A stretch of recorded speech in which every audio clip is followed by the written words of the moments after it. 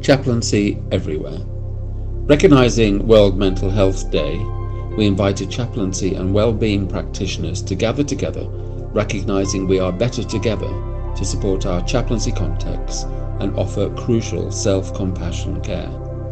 It is now great to offer this recording of the webinar as we approach Interfaith Week.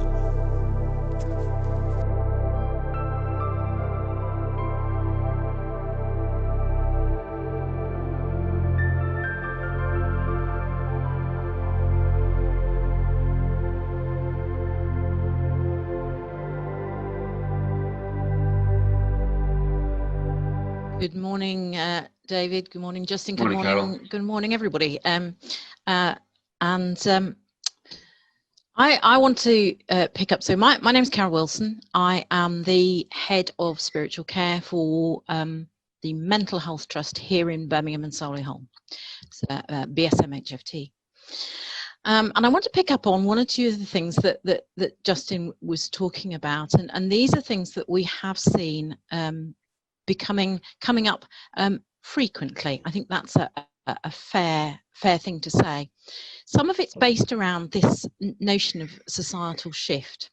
So much of what we would ordinarily use as a way of processing together with our loved ones, with our family, our friends, our communities, so much of what we would use that for in terms of processing challenging experiences is not open to us at the moment, which means that people often feel very lost in terms of where do I go with my distress about this?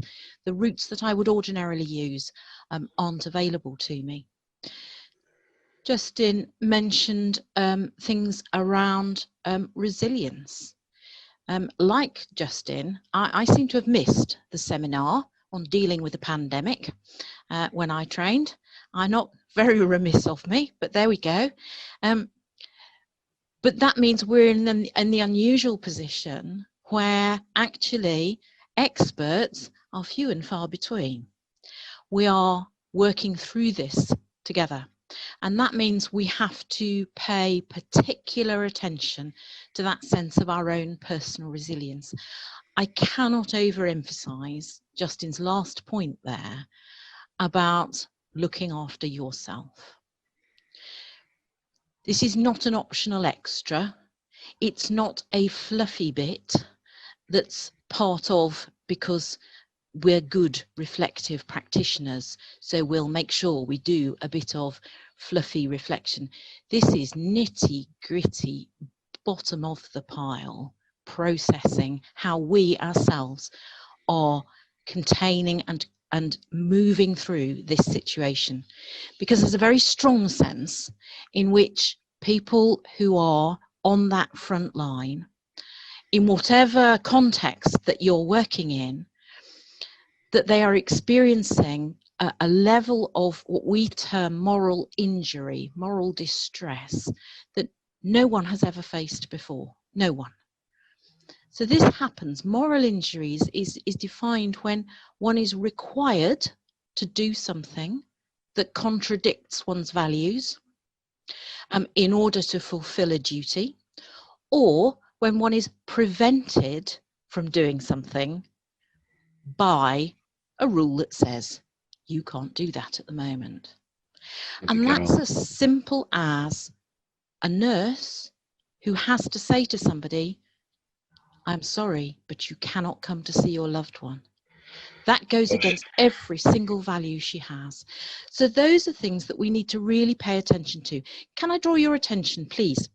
Just briefly, Carol. Here in Birmingham called Chaplaincy Plus. I know that Steve Babington, who's part of the great team that run that, is here, and we are running regular well-being sessions for people who are supporting others, and that's for people of faith, of no specific faith, people who recognise the value of spiritual care, but who are looking for a space for themselves. Steve, Thank you, Carol. If you're so kind to post that link, that'd be great. Thanks, David. Lovely.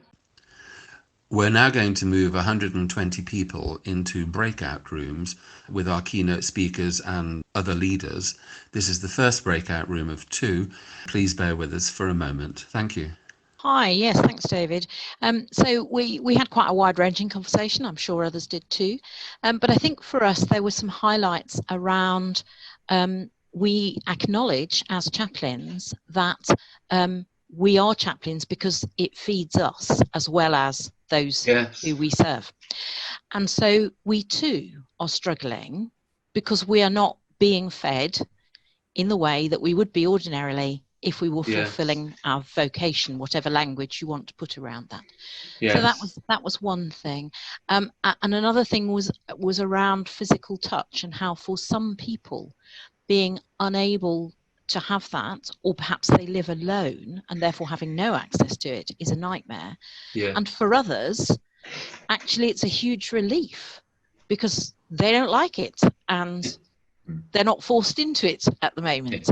And so how we can very easily impose what we might term a negative emotion, guilt, shame, the such like, on a situation that actually is just how it is, because we're all different. Heard some very touching stories as well. Thank you.